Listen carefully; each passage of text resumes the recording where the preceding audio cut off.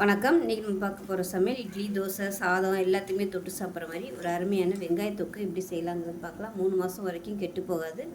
வெளியிலலாம் பிக்னிக் பண்ணோம்னா இந்த மாதிரி தொக்கு செஞ்சு எடுத்துகிட்டு போங்க, நல்லாயிருக்கும், கெட்டு போகாது. ஸோ வாங்க அதை எப்படி செய்யலாங்கிறத பார்க்கலாம்.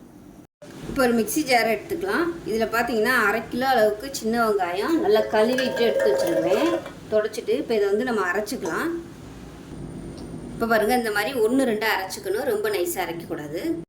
இப்போ ஒரு பேன் எடுத்துக்கலாம். இதில் வந்து ஒரு 1/2 டேபிள் ஸ்பூன் சீரகம், அதே போல் 1/2 டேபிள் ஸ்பூன் கடுகு, 1/4 டேபிள் ஸ்பூன் வெந்தயம், அது கூடவே நல்லா ஒரு 3 கொத்து அளவுக்கு கருவேப்பிலை சேர்த்துக்கலாம்.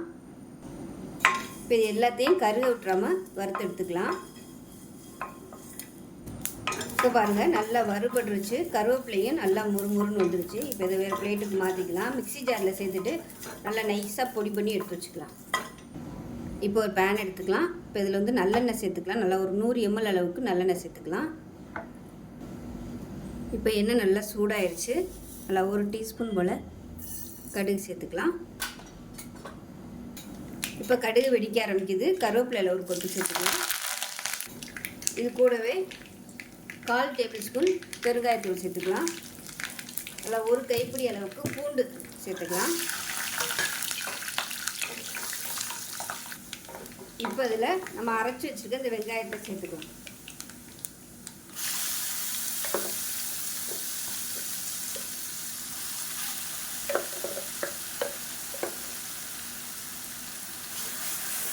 அடுப்பு நல்லா குறைச்சி வச்சுக்கோங்க. இப்போ இது வந்து நல்லா வதங்கட்டும். கலர் வந்து லைட்டாக மாறணும், இந்த வெங்காயத்தோட கலரு. இப்போ பாருங்கள், வெங்காயம் வந்து கலர் ஓரளவுக்கு மாற ஆரம்பிச்சிருச்சு. இப்போ இதில் 3/4 டேபிள் ஸ்பூன் தனியாத்தூள், 1/4 டேபிள் ஸ்பூன் மஞ்சள்தூள். நல்லா காரசாரமான தொக்கு வேணும்னா மிளகாத்தூள் வந்து கொஞ்சம் கூடவே சேர்த்துக்கோங்க. நான் வந்து நல்லா 1.5 டேபிள் ஸ்பூன் அளவுக்கு மிளகாத்தூள் சேர்த்துருக்கேன். இது எல்லாத்தையும் நல்லா கலந்து விட்டுக்கலாம். இப்போ பாருங்கள், பொடி எல்லாம் போட்டு நல்லா பிரட்டிட்டேன். இந்த ஸ்டேஜில் ஒரு 50 ml அளவுக்கு புளி தண்ணி சேர்த்துக்கலாம். சேர்த்துட்டு கலந்து விட்டுக்கலாம். இந்த ஸ்டேஜில் உப்பு சேர்த்துக்கலாம். உப்பு அரை உப்பாகவே சேர்த்துக்கோங்க. கடைசியாக வத்தி வரையில் வத்தலைன்னா நம்ம சேர்த்துக்கலாம். இப்போ இந்த ஸ்டேஜில் எண்ணெய் பத்தாத மாதிரி இருந்துச்சுன்னா நீங்கள் வந்து கொஞ்சம் கொஞ்சமாக எண்ணெய் சேர்த்துக்கோங்க. அடி பிடிக்காத அளவுக்கு அப்பப்போ கிளறி விட்டுக்கலாம்.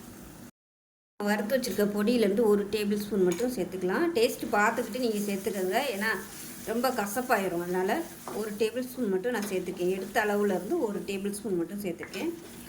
எல்லாத்தையும் நல்லா கலந்து விட்டுலாம். கலந்து விட்டுட்டு நல்லா எண்ணெய் தெளிஞ்சு அப்படியே வரணும். நம்ம ஊற்றின எண்ணெயெல்லாம் மேலே அப்படியே கக்கி வரணும். அந்த ஸ்டேஜ் வரைக்கும் நல்லா தொக்கு ரெடி ஆகணும். இப்போ எப்படி இருக்குன்னு பார்க்கலாம். இப்போ பாருங்கள், ஓரளவுக்கு நல்லா வெந்து வந்துகிட்ருக்கு. இந்த ஸ்டேஜில் ஒரு 1/2 டேபிள் ஸ்பூன் அளவுக்கு வெல்லம் சேர்த்துக்கலாம்.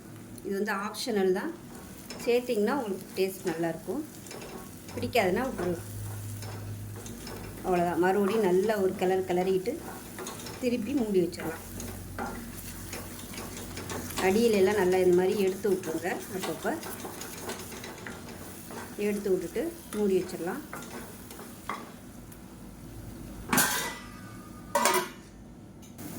இப்போ பாருங்கள், அருமையான தொக்கு ரெடி ஆயிடுச்சு. இப்போ வந்து கேஸ் அமர்த்திடலாம். இப்போ நமக்கு அருமையான வெங்காய தொக்கு ரெடி ஆயிடுச்சு. இந்த மாதிரி கலர் மாறணும். பாருங்கள் எந்த அளவுக்கு மாறி இருக்குன்னு. இந்த மாதிரி மாறிச்சுன்னா நம்ம வெளியில் எவ்வளோ நாள் வச்சுருந்தாலும் கெட்டு போகாது. ஃப்ரிட்ஜில் கூட ஸ்டோர் பண்ணி வச்சுக்கலாம். நல்லா ஒரு 3 மாதம் வரைக்கும் சூப்பராக இருக்கும். ஸோ அவ்வளோதான். இதே மாதிரியே செஞ்சு பாருங்கள். இட்லி, தோசை, சாதத்துக்கெலாம் கூட தொட்டுக்கலாம். தயிர் சாதத்துக்கெலாம் சாதத்துலேயும் போட்டு பிரட்டி சாப்பிட்லாம். அருமையாக இருக்கும். செஞ்சு பாருங்கள். செஞ்சு பார்த்துட்டு எப்படி இருந்துச்சுங்கிறத சொல்லுங்கள். வீடியோ பிடிச்சிச்சின்னா லைக் பண்ணுங்கள், கமெண்ட் பண்ணுங்கள், சேனலை சப்ஸ்கிரைப் பண்ணுங்கள், பக்கத்தில் பெல் பட்டனை ப்ரெஸ் பண்ணுங்கள். நன்றி.